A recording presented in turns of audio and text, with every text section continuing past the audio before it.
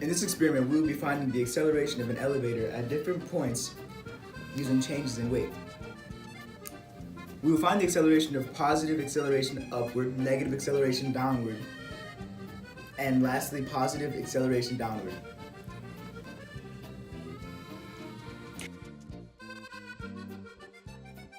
We predicted that the weight would increase as the object has positive acceleration, and the weight would decrease with negative acceleration.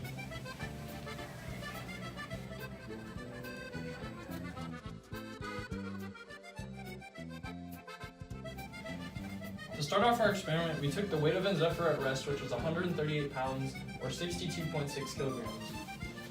Then we took the weight of a positive acceleration going upwards, which was at the bottom of the elevator and beginning to rise up, which was 148 pounds, or 657.58 newtons. Then we took the weight of the acceleration going upwards, but with a negative acceleration, which was 128 pounds, and 516.38 newtons. Later, we took the weight of the acceleration going downwards at the top of the elevator, which was 133 pounds, or 590.94 newtons.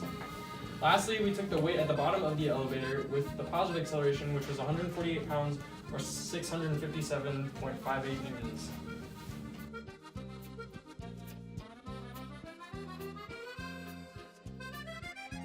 To find the acceleration, we're going to be using the formula of force is equal to mass times acceleration. To find the first acceleration when the elevator starts going up, we use the weight in newtons of Zefy when the elevator starts accelerating up minus the weight of Zefy standing still. We set that equal to the acceleration times the mass, which is 62.6 kilograms.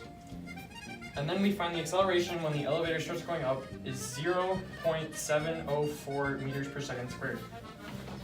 Then to find the acceleration of when the elevator stops at the top of the shaft, we repeat the first step with the second acceleration, and then we get an acceleration of negative 0.704 meters per second squared.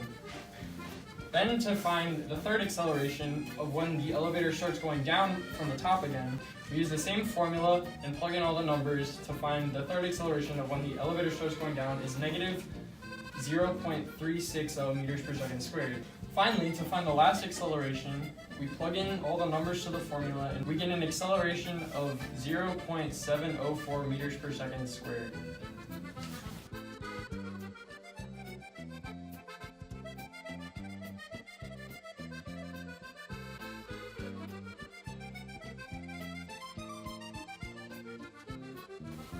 The first acceleration took place when the elevator had a positive acceleration upward of 0.704 meters per second squared. The weight increased at this point because as the elevator exerted a force upward on Zefy, it pulled against gravity, meaning the force of gravity is combined with the force of the elevator, meaning the normal force on the scale increases.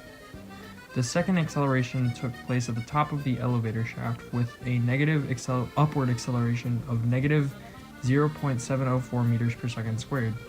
And Zefy's weight decreased here because as the elevator's velocity decreased, his inertia carried him upward, meaning the normal force on the scale decreased. The third acceleration took place as the elevator began to move back down and had a negative downward acceleration of negative 0.360 meters per second squared.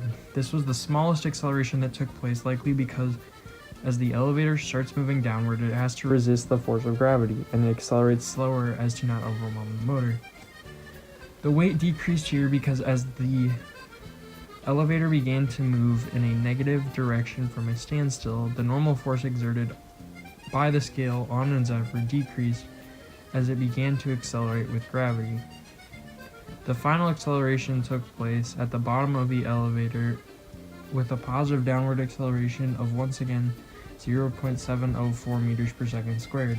During the middle of each trip, work was exerted as the elevator moved either up or down. However, no acceleration took place during the middle of the trip, meaning the normal force on the scale did not change.